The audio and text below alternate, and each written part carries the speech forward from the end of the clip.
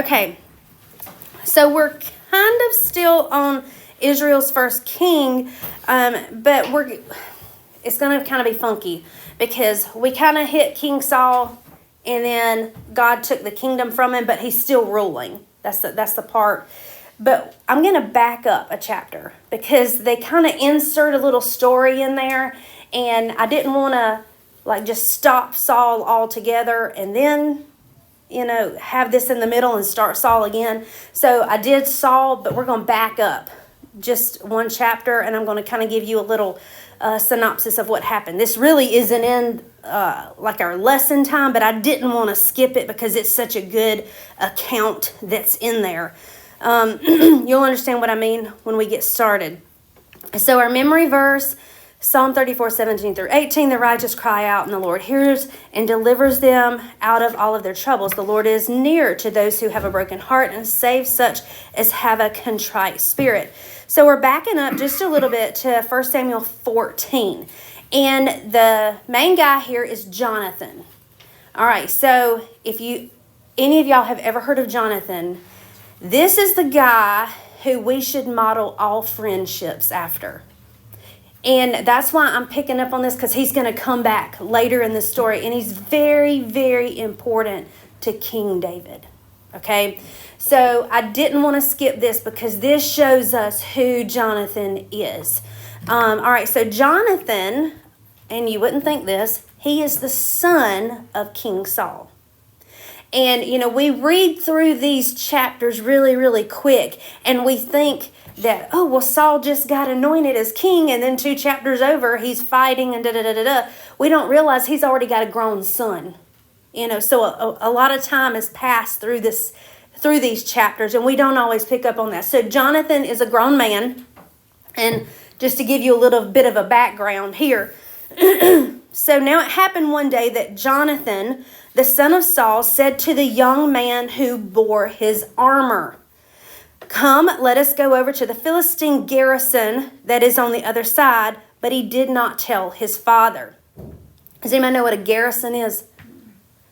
A garrison could be where they would store their armor, or where they would store their troops even. It's kind of like a little camp. And he's got an armor-bearer with him. Does anybody know what that is? Carried his armor. It's pretty self-explanatory. All right, but keep that in mind as we go through this, what the armor-bearer actually does. That's who I want you to pay attention to. The role of Jonathan and the role of the armor-bearer, okay? And Saul was sitting on the outskirts of Gibeah under a pomegranate tree, which is in Migron. The people who were with him were about 600 men. Ahijah, the son of Ahitub, Ichabod's brother. Now, if y'all remember Ichabod from a couple chapters ago, Eli had 2 sons. This would have been the priest Eli's grandson. If you remember, he was born when the mother found out that her husband and her father-in-law had died, and then she died in childbirth. His name was Ichabod. So this is Ichabod, the son of Ahitub, Ichabod's brother. The son of Phinehas, the son of Eli, the Lord priest of Shiloh. And I know I don't want you to get bogged down in that, but it is important when you're tracing out the genealogies, especially when you get to these tribal lines, so you know where they come from. Like, this is a legitimate priest from the tribe of Levi or whatnot. It matters that Jesus is from the tribe of Judah, because that was one of the messianic prophecies from the Old Testament. So the Lord's priest in Shiloh, he was wearing the ephod. What an ephod is it's the priestly garment. So it's important. It had to be made a certain way, from a certain material, all of that stuff. But the people did not know that Jonathan had gone. Between the passes by which Jonathan sought to go over to the Philistine garrison, there was a sharp rock on one side and a sharp rock on the other side. The name of one was, this is really said Botsus. I want to say Bozes, but it's Botsuts. And the name of the other was Saneh. Now, this, I think, is where they get the meaning of between a rock and a hard place. I mean, sharp rock between sharp rock. But I wanted to show you a picture of it. But Botsis, it literally means the shining or glittering one. And that was the one to the north.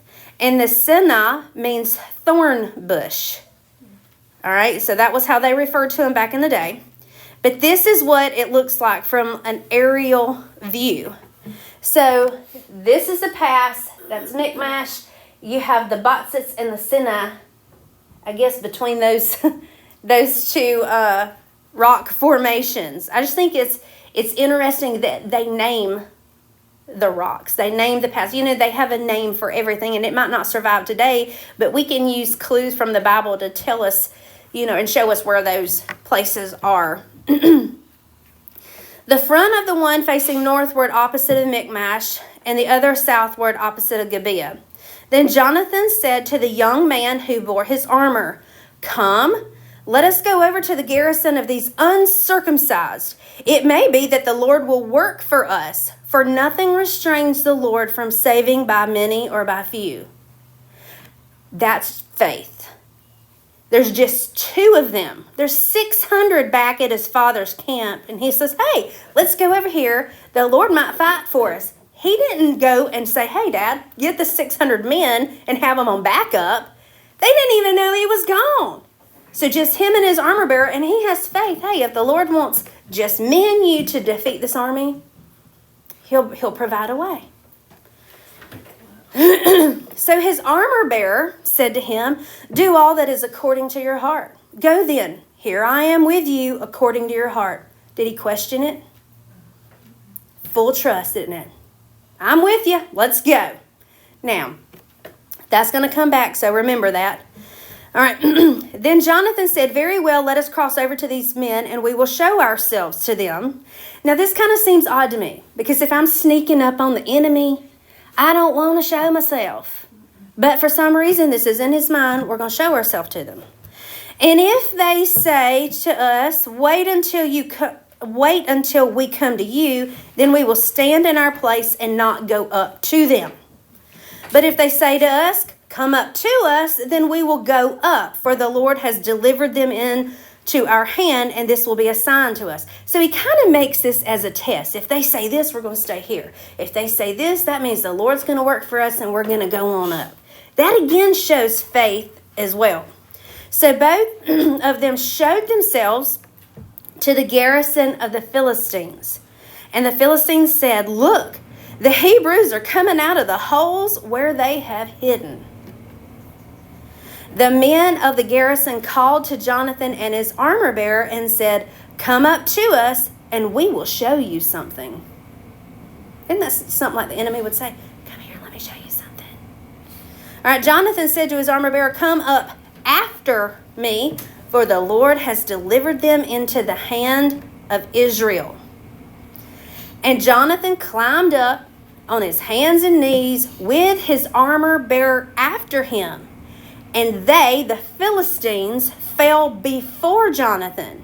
And as he came after him, his armor bearer killed him. So if you picture them going into this garrison, Jonathan's taking the lead and he's felling them. He's cutting them down. The ones that get by or the ones that are wounded, his armor bearer is taken care of. So they're working as a team going up through here. That first slaughter, which Jonathan and his armor bearer made, was about 20 men within a half an acre of land. It's not like they're spread out. So if you think a half an acre, they could all come running. 20 against 2's not really favorable odds, but he had faith. All right. So this is also a spiritual story. It really happened. It's a physical account of a battle. But are we not God's armor bearers? I mean, think about it. And let me take you to another place in the Bible. Ephesians 6. Finally, my brethren, be strong in the Lord and the power of his might. Put on the whole armor of who? Is it our armor? So we are bearing the armor for another. Okay? that ye may be able to stand against the wiles of the devil. For we wrestle not against flesh and blood, but against principalities, against powers, against rulers of darkness of this world, against spiritual wickedness in high places. Wherefore take unto you the whole armor of God. Does it say put on a piece of it? The entire thing. You need the entire armor, that ye may be able to withstand in the evil day, and having done all, to stand. Now here's the thing. Does God offer just a piece of the armor to me? He offers it all. Does he not? I mean, we're not going to go through it all, but he offers it all to me. But do I have to choose to put it on? Yes. All right, let me keep going. We're God's armor bearers. We don't just put on the armor. We're supposed to carry it. What good is armor if I put it on and I just stand still? I'm still a sitting duck. Does that make sense? It serves a purpose. And when we go through Ephesians 6 and it goes through all of the pieces of armor, it tells you the purpose of each armor. We don't have time to go through that this morning, but you understand what I'm saying. Each piece of armor, even if it's a physical battle, it does something. The helmet protects the head. The chest plate protects the vital organs. The greaves protect the arms. Everything is doing something that serves a purpose. So in Ephesians 6, the word struggle, it literally means hand-to-hand combat. We don't always get that on even a spiritual level. Have you ever struggled with something spiritually? Because we're constantly being attacked. That's the thing that's really, really hard to explain, especially to youth. I imagine even harder to children, because they're protected. As a parent, you protect your child from the world, right? As best you can. I mean, some things are going to get through, but you're the protector of your children. We don't usually see, or they don't usually see that there is a spiritual battle. And that's why we have to come to a point as a parent between protection and preparation. Because there is a spiritual battle for your faith. Because you're either in God's quiver or you're in Satan's quiver. There's no arrows laying around on the tables. You're either in one or the other. So this struggle that literally means hand-to-hand combat, it's personal. Even though, let's just say me and Scott being married, can we tackle things together? Yes. On a spiritual level, if I'm struggling with something, can we tackle things together? He can help me, encourage, pray for me, different things like that, but is it personal? It's still personal as well. It involves us, the one whose armor we bear, and the enemy. Now, I don't know if y'all have ever studied ancient armor, ancient weapons, and things like that. So, there are some ancient cultures, they use leather armor. They have different leather. There's some that use metal armor. There's some that use bone, like pig teeth, bone kind of stuff. They use bone for armor. There's some that have paper, like just stacked up compressed paper. There's different, I guess you would say, grades of armor. There's different grades of weapon. If you're going into war, which one do you want? Exactly. You want the best. Who better to give you armor than the one who knows about the battle? Who knows us better than we know ourselves? And it also involves the enemy. The first rule of battle strategy is to know the enemy. The more you know about the enemy, the more likely you are able to defeat the enemy. Now here's the thing in the spiritual battle. Is the enemy already defeated? How many people know it? You get what I'm saying? The enemy's already defeated. The way that I look at Satan, since he's already defeated, he's like the guy backed in the corner with nothing else to lose. That's the most dangerous one of all. And he hates God so much. And he knows God loves everybody. So he says, since he loves them and since I've already lost, I'm going to take as many of them as I can with me. That's my interpretation of how Satan views us. All right? But here's the thing. I think within our churches, not this church, I'm just saying church in general, we have like a shift to where preachers don't like to talk about the enemy. And they don't like to talk about hell because it's uncomfortable. We have to know who the enemy is to prepare for battle. We have to know the strategies that he uses because they don't change. How many times have I said in this class, let me take you back to the Garden of Eden? And they had a choice and they made themselves the standard of truth. And, Satan gives us a little bit of truth with a twist. It sounds good. It looks good, but it goes against God's word. That's how he's still working. Still. I read an article yesterday, and it was talking about within the churches that there was a shift in the churches when it comes to the gender identity thing and LGBTQ, all of this stuff. There was a shift where they were willing to include, oh yes, it doesn't matter if you're homosexual, it doesn't matter if you're transgender, yes, you can still come, you can teach, you're still a Christian, There was a shift that way. And now it's coming back. It's coming back towards the biblical morals and ideals, because I think churches are finally starting to wake up to a point. I know we're always still going to have some that's going to cater. And I would be very careful not to call those people pastors, because they're not leading in the right way. We know that there's going to be false prophets in the last days. Satan's going to make an attempt to sway the masses with words that tickle their ears and it sounds good. And yes, you can still go out and sin and come to church on Sunday morning, right? Here's the thing. Satan doesn't mind if you read your Bible, as long as you don't apply it. We have a very, very big problem, especially in America, with biblical illiteracy. For the most part, let me get this right, most Christians can only tell you 3 of the 10 commandments. Now here's the thing. Jesus tells us in the New Testament, he says, if you love me, how are you going to obey something you don't know?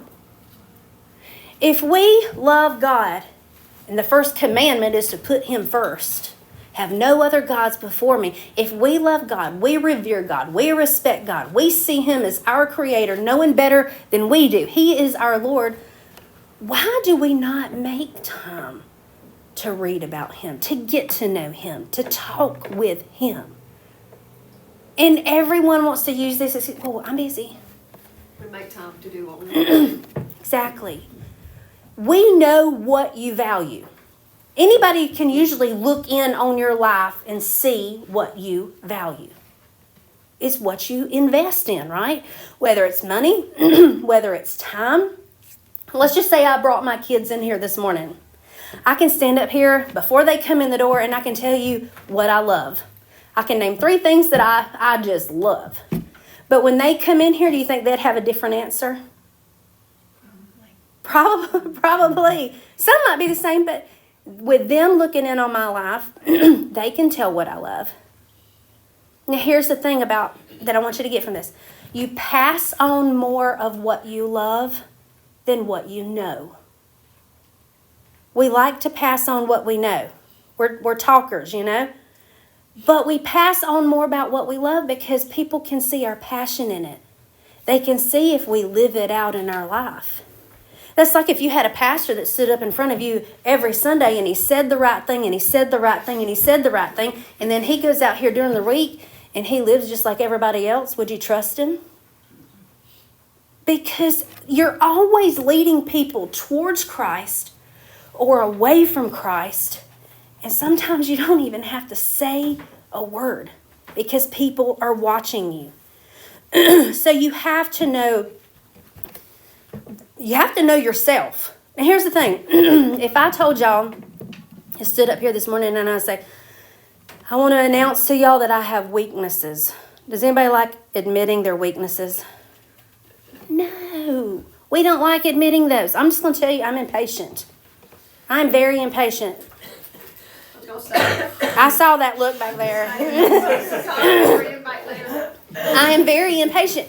I know that's one of my weaknesses. Here's the thing. Do you think Satan knows that too? That's why he puts every slow car in Spartanburg County in front of me when I get on the road. I'm sure of. Did you get what I'm saying? If you have a weakness in this area, Satan studies you to know where to attack you. And then when you read Ephesians 6, where it talks about how Satan attacks, it doesn't just say a dart. It says a fiery dart. You think he's going to waste his shot on a place that you're covered? No. You look for a chink in the armor.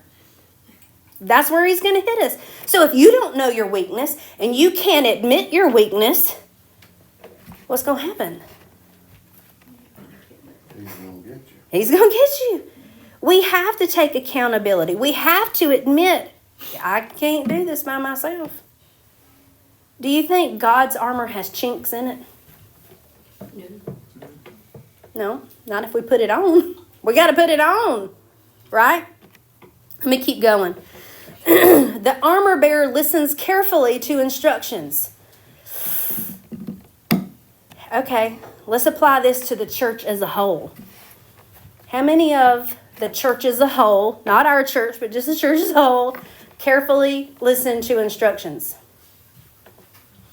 I have heard probably over the last 5 years, more than any other time, we don't even need the Old Testament. That's outdated. No, it's not. We've been going over on Sunday nights all these minor prophets, and we're not usually in all these little minor prophets, but the minor prophets have more about the millennial kingdom than Revelation does. Does it still apply? Yes. Do the lessons still apply?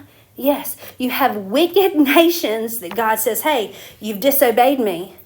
You've turned from me. You've turned to other gods. You've done this. You've done this.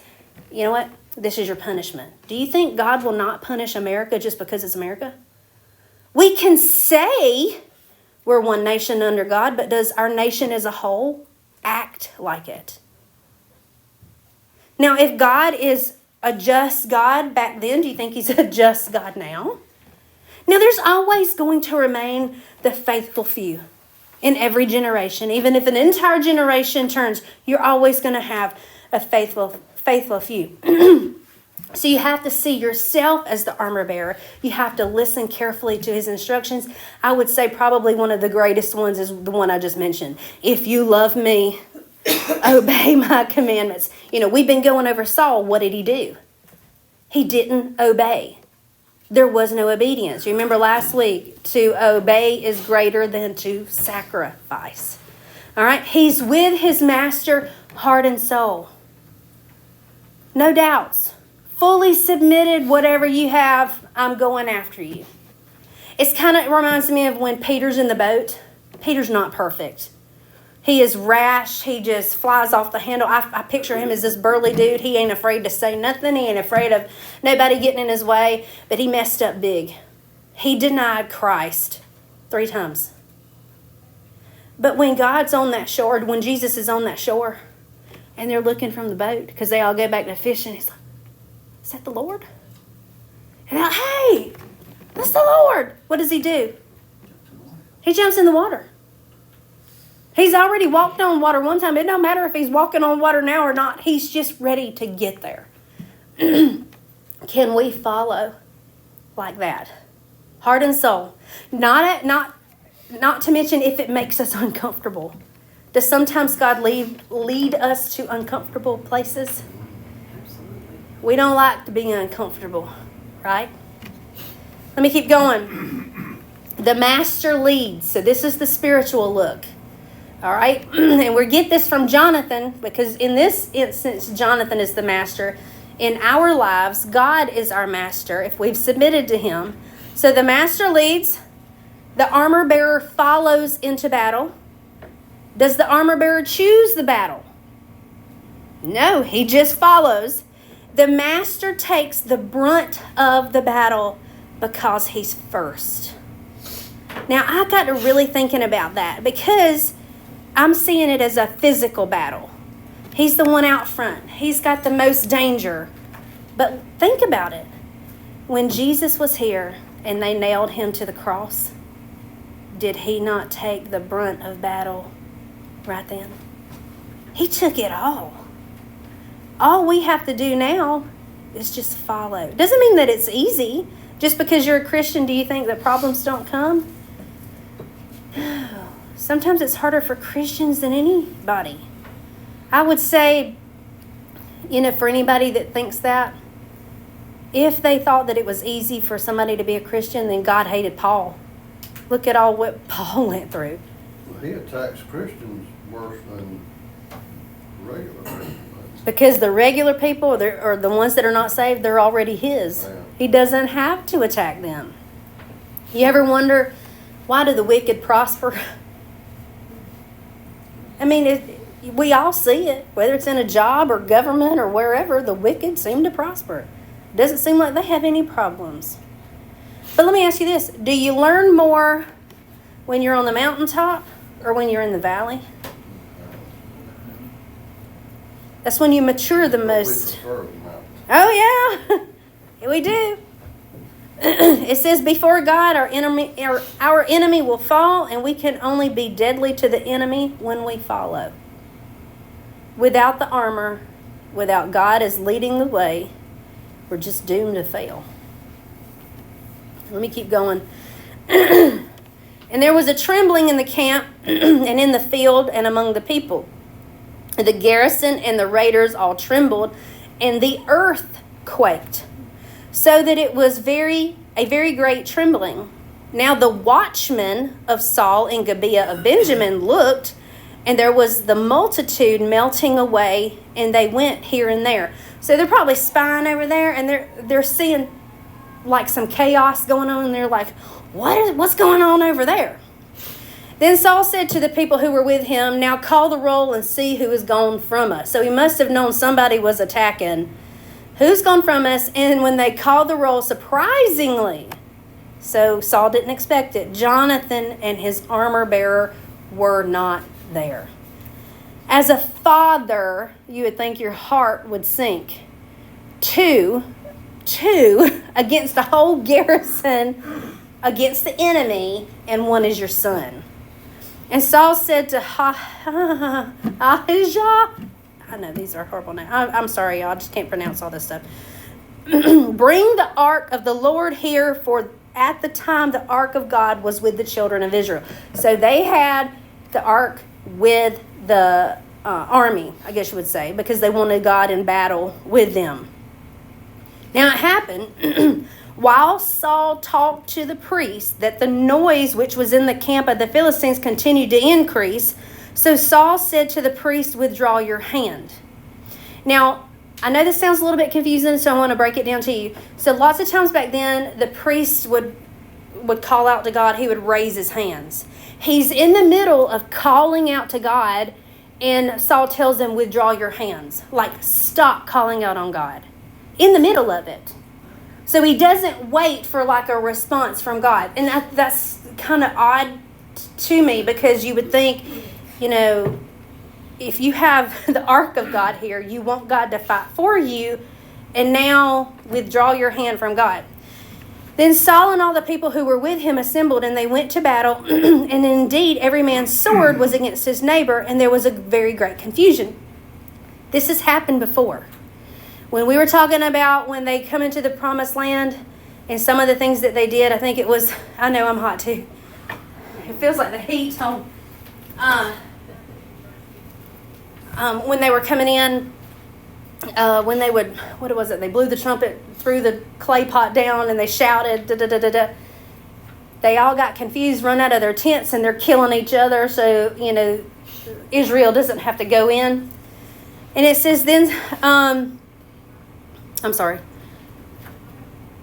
I had a note. Oh, okay. I have a note on the praying part. So Saul was in council with the priests when he heard the noise from the Philistine camp. He was seeking counsel from God. It was a time to fight rather than a time to pray. So he wanted to fight and not pray. When we see David coming up, we're going to see the opposite. He's going to pray, he's going to get an answer, and then he's going to fight. This is one of the big differences between Saul and between David. I want to point it out here because we see how Saul's responding. It says he didn't finish seeking the Lord or the answer from God because of his foolish impatience. Now, what I tell y'all, what's one of my weaknesses? So I cannot sit here and say that I would have done any better, because I am impatient. I know that's one of my weaknesses. Moreover, the Hebrews who were with the Philistines. Hebrews who were with the Philistines. So there were some that were within the camp. Now, it is believed that some of them might have been slaves. Some of them might have left home. And because this is the winning force, they might have joined up. It's not really clear. Might have been both. Not sure. So there's Philistines inside the camp. And it says they had went up with the Philistines before that time, who went up with them into the camp from the surrounding country. They also had joined the Israelites who were with Saul and with Jonathan. So the ones in the camp realize, hey, these are our people. They're attacking. Hey, they might be winning. We're going to join them. So what better way than to have your own people planted on the inside, even though they didn't plan it that way, but it's kind of like that. It says, likewise, all the men of Israel who had hidden in the mountains of Ephraim, when they heard that the Philistines fled, they also followed hard after them into battle. Now, this is another one of those things like, hey, they're on the run, we'll attack now because they're fleeing. That's like an easy pick-off kind of strategy there. It says, so the Lord saved Israel that day, and the battle shifted to Beth Aven. Now, when Saul, when he's the one that's leading, I want you to pay attention to what he does next, because this one kind of really bothers me. As a parent, this bothers me. And the men of Israel were distressed that day, for Saul had placed the people under oath, saying, cursed is the man who eats any food until evening, before I have taken vengeance on my enemies. So none of the people tasted food. So they had been fasting all day, and now they're going into battle. You think that's smart? That's going to make them weaker. It's just a really foolish decision, and it's selfish. Because if you see what he says, before I have taken vengeance on my enemies. All right? Now all the people of the land came to a forest, and there was honey on the ground. And when the people had come into the woods, there was honey dripping, but no one put his hand to his mouth, for the people feared the oath, that they're going to be cursed because of what Saul said. But Jonathan had not heard his father. Of all the people, his son didn't hear, He didn't hear his father charge the people with the oath. Therefore, he stretched out the end of his rod that was in his hand, and he dipped it in the honeycomb, and he put his hand to his mouth, and his countenance brightened. You think it's any coincidence that it's honey? Have y'all ever studied the health benefits of honey? I mean, Jana's drinking some this morning. But if you're depleted, Scott, isn't there something about if you go to the gym and you take a little bit of honey, before you go to the gym, it helps your energy, something like that? But his countenance brightened. He had nourishment when nobody else did. Then one of the people said, your father strictly charged the people with an oath, saying, cursed is the man who eats food this day. And the people were faint. They hadn't eaten. They're faint. But Jonathan says, now this is where he comes into his own man here. All right? My father has troubled the land. This is a patriarchal society. It's a big deal if a son goes against his father. And he's willing to admit this to somebody, within their group. Look now how my countenance has brightened, because I tasted a little of this honey. How much better if the people had eaten freely today of the spoil of their enemies which they found. For now, would there not have been much greater slaughter among the Philistines? Like, hey, if everybody had the same strength as me, we would have slaughtered them all. Now they had driven back the Philistines that day from Michmash to Ahijalon, so the people were very faint. And the people rushed on the spoil, and they took the sheep and the oxen and the calves and slaughtered them on the ground, and the people ate them with blood. That's this very specific detail because Israelites were not supposed to do that. You do not eat anything with blood. But what gets me is, God sent Samuel to tell Saul, go kill the Amalekites. Wipe them out. Y'all remember this? Man, woman, child, slaughter all of their livestock, everything. And he wasn't willing to do it. He took the spoils of it. And now here, it makes no sense. They take all the best and then they slaughter them here when God didn't really tell them to do that. And now they're eating the meat with the blood in it, and they're not supposed to do that. So he's willing to do it here, but not when God tells him to. And then they told Saul, saying, look, the people are sinning against the Lord by eating with blood. And he said, you have dealt treacherously. Roll a large stone to me this day. Then Saul said, disperse yourselves among the people and say to them, bring me here every man's ox and every man's sheep. Slaughter them here and eat. And do not sin against the Lord by eating with blood. So every one of the people brought his ox with him at night and slaughtered it there. Then Saul built an altar to the Lord. This was the first altar that he built. Now Saul said, let us go down after the Philistines by night and plunder them until the morning light. What does plunder mean? Take. They're going to go in and they're going to take the spoils. And let us not leave a man of them. So he's willing to do it to the Philistines, but he wasn't willing to do it with the Amalekites.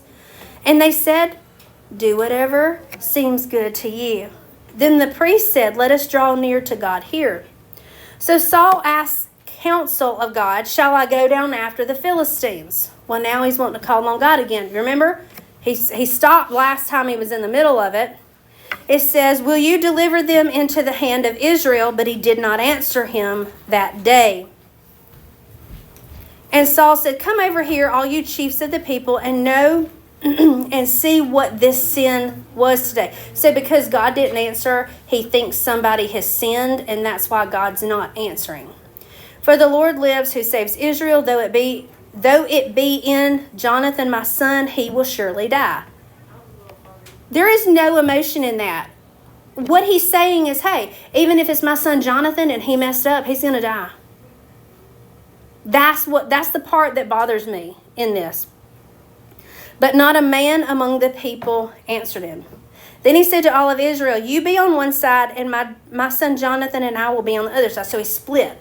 So all of Israel went this way, and he goes with Jonathan over here. They're by themselves. And the people said to Saul, do what seems good to you. Therefore Saul said to the Lord God of Israel, give a perfect lot. So Saul and Jonathan were taken, but the people escaped. And it doesn't mean they were taken by the enemy. It just means that they're separated right now. And Saul said, cast lots between my son Jonathan and me. And so Jonathan was the one it doesn't mean he's taken. It just means it's the one that the lot fell on. It means that God was telling him this is who is the one who sinned. Okay? Then Saul said to Jonathan, tell me what you have done. And Jonathan told him and said, I only tasted a little honey with the end of the rod that was in my hand. So now I must die. He knows there's a death sentence on it. He's not, begging for mercy or grace. He's not, he admitted he did wrong. But do you realize Jonathan's willing to do this when Saul never has? You don't see this with Saul. You don't see true repentance with him ever. Everything's a show with him. Saul answered, God do so and more also, for you shall surely die, Jonathan. Well, God do it. You're going to die. It just seems really heartless, him saying this. But the people The people said to Saul, shall Jonathan die who has accomplished this great deliverance in Israel? Like, you're saying he's going to die, but look what he just did. He just went in to the garrison and we won the battle because of him. They said, certainly not. As the Lord lives, not one hair on his head shall fall to the ground, for he has worked with God. You see how the people recognized it? His father didn't recognize it, but the people did. They knew that he worked with God. When people look at us, do you think they'd say the same thing? This person works with God. This person bears his armor. This is God's armor bearer. So the people rescued Jonathan, and he did not die. Not his father, the people, because they could see who he was. Then Saul returned from pursuing the Philistines, and the Philistines went to their own place. So Saul established his sovereignty over Israel and fought against all of his enemies on every side, against Moab, against the people of Ammon, against Edom, against the kings of Zobah, and against the Philistines. Wherever he turned, he harassed them. He gathered an army and attacked the Amalekites and delivered Israel from the hands of those who plundered them. The sons of Saul, this is important, were Jonathan, Jeshua, Malachishua. I know it. I should make y'all read this. And the names of his two daughters were, the first one was Merab, and the younger son, I always want to say this, Michael. I'm sure it's not. It's probably like Michael or something. She's going to become important. And it's important that they give her this name here because she's the one who's going to be given to David. She's going to become his wife. So this shows you, just her lineage of where she comes from. The name of Saul's wife was Ahinoam, daughter of Ahimaaz. And the name of the commander of the army was Abner, the son of Ner, Saul's uncle. Abner's going to come into David's story as well. So it's important. And this is where we get the layout of who's who, why they're in the king's council and whatnot. But Abner, he's going to come up a little bit later. And then we have two more verses. Kish was the father of Saul. Ner, the father of Abner, was the son of Abiel. Now there was a fierce war with the Philistines all the days of Saul. All the days of Saul. They were fighting the Philistines. And when Saul saw, right, any strong man or valiant man, he took him for himself. The reason I wanted to get to this verse is because that's what Samuel warned the people. You remember when he says, hey, if you want a king over you, this king's going to do this, this, this, and this. This is one of the things that he warned them, and this is like the fulfillment of what God had warned them. He's going to come in and he's going to take your sons, and he's going to make them his footmen, and he's going to have them on his horses, and he's going to make them, put them in the army. They didn't have a choice because they're following a human, flawed king, not the holy creator God of the universe. So that's all I have. Any questions, comments? Make sense? Okay.